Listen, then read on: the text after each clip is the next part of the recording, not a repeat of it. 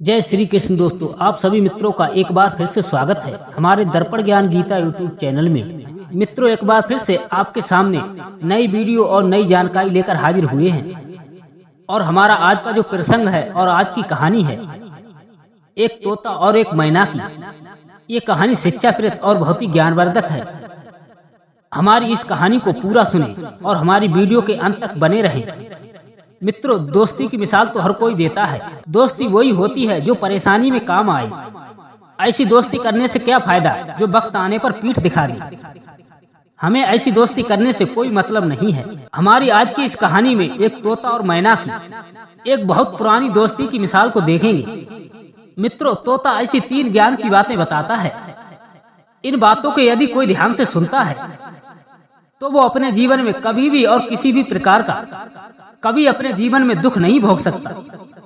मित्रों, इससे पहले जो लोग हमसे नए जुड़े हैं वो सभी लोग हमारे चैनल को सब्सक्राइब करें और बेल आइकन को ऑन करें, अच्छे अच्छे कमेंट करें ताकि आने वाली नई वीडियो का नोटिफिकेशन सबसे पहले आप तक पहुंच सके और आप हमारी वीडियो का आनंद ले सके। तो मित्रों, आपका समय ज्यादा विलंब न करते हुए ध्यान देते हैं इस कहानी की तरफ और देखते हैं ये प्यारा सा वीडियो।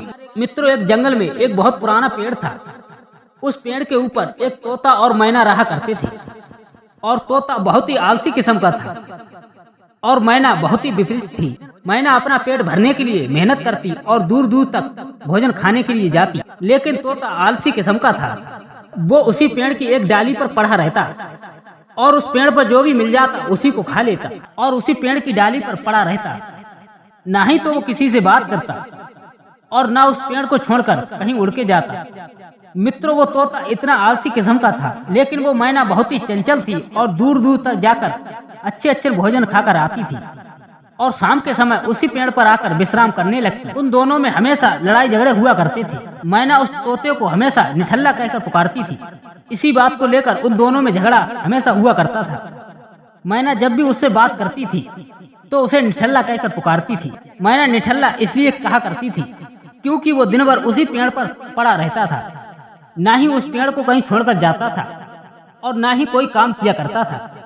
इसीलिए मैना उसे हमेशा निठल्ला कहकर पुकारती थी। इसी बात को लेकर उन दोनों में हमेशा लड़ाई झगड़ा हुआ करता था।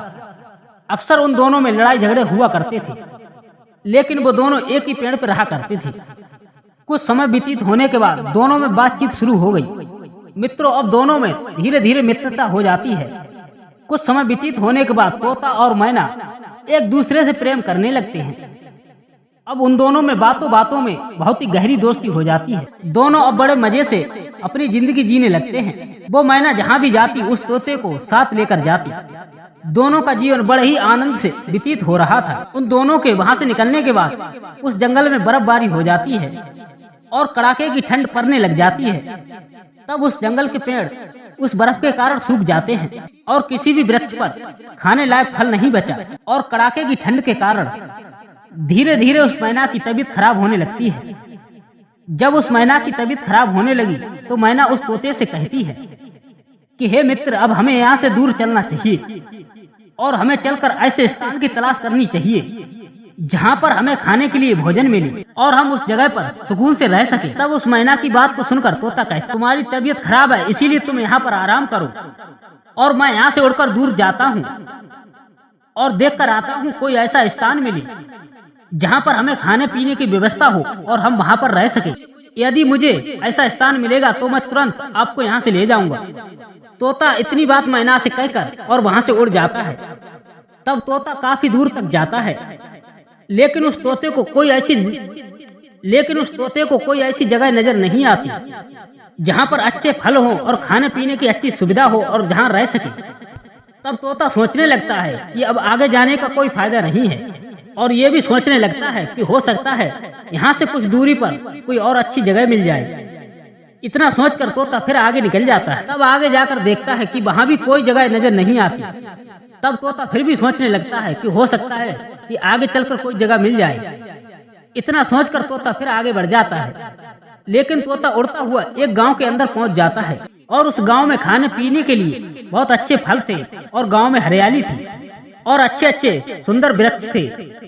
तोता ये सब देखकर बड़ा ही खुश होता है और तोता ये सोचने लगता है कि मैं अब जाकर मैना को यहाँ पर लेकर आऊंगा और हम दोनों यहाँ पर बड़े ही आनंद से रहेंगे। जैसे ही तोता वहां से रवाना होने के लिए उड़ता है तो उस तोते की नजर एक सुंदर फलवारे वृक्ष पर पड़ जाती है। मित्रों, वो तोता काफी दिनों से भूखा था, क्योंकि जिस जगह पर रहते थे उस जगह पर बर्फबारी हो चुकी थी और वहाँ के सभी वृक्ष सूख चुके थे। इसीलिए वो तोता काफी दिनों से भूखा था। अब वो तोता उसी वृक्ष पर जाता है और फलों को खाने लगता है। जब वो तोता फल खाने लग जाता है तो खाते खाते तो उस तोते को उसी वृक्ष पर नींद आ जाती है और तोता उसी वृक्ष पर सो जाता है। जब रात्रि का समय होता है तो उस तोता की नींद खुलती है और नींद खुलने के बाद तोता देखता है कि अब तो बहुत ही रात्रि हो चुकी है और तोता ये सोचने लगता है कि मुझे अब मैना के पास जाना चाहिए, लेकिन मैं कैसा मूर्ख हूँ, खाने के पीछे सब कुछ भूल गया और मैंने रात्रि कर ली, अब मैं रात्रि में उड़ भी नहीं सकता। अब तोता सोचता हुआ उसी वृक्ष पर ठहर जाता है। जब सुबह का वक्त होता है तब तोता वहां से उड़ान भरता है और उड़कर के मैना के पास आ जाता है। तो मैना को आकर देखता है कि मैना की तबीयत बहुत खराब हो चुकी है। रात्रि में बर्फबारी होने के कारण उस मैना की बहुत ही तबीयत खराब हो चुकी थी और वो मैना ना ही तो उड़ सकती थी और ना ही बोल सकती थी। इतनी तबीयत मैना की खराब हो चुकी थी। तब तोता मैना की ऐसी हालत को देखकर बहुत ही दुखी हो जाता है, लेकिन फिर भी तोता मैना से कहता है कि हे मैना, आप चिंता ना करो। तोता फिर से उसी वृक्ष पर आता है और वहां से फलों को तोड़कर लाता है और मैना को खिला देता है। इसी तरीका से वो तोता रोज वृक्ष पर आता और फल ले जाकर मैना को खिलाता, क्योंकि वहां पर खाने पीने के लिए कोई भी जगह नहीं थी और कोई भी ऐसी सुविधा नहीं थी। चारों तरफ बर्फ की चादर थी। तोता बहुत ही प्रयास करता है और अंत में उस मैना की जान बचा लेता है। अंत में वो मैना ठीक हो जाती है और मैना तोता के साथ उड़कर उसी वृक्ष पर आ जाती है और उसी वृक्ष पर रहकर दोनों अपना जीवन यापन करने लगते हैं। तब वो मैना अपने मित्र तोता से कहती है, वो दो बातें ऐसी कहती है, वो दो बातें हर एक इंसान को सुननी चाहिए। वो मैना कहने लगती है कि यारी जैसी चीज नहीं दुनिया में, मित्रता ऐसी मिसाल होती है यदि सच्चा मित्र मिल जाए। दोस्तों, सच्चा मित्र बड़े ही नसीब वालों को मिलता है। हर किसी को सच्चा मित्र नहीं मिलता। जो बड़े ही नसीब वाले होते हैं उन्हीं लोगों को सच्चे मित्र मिलते हैं।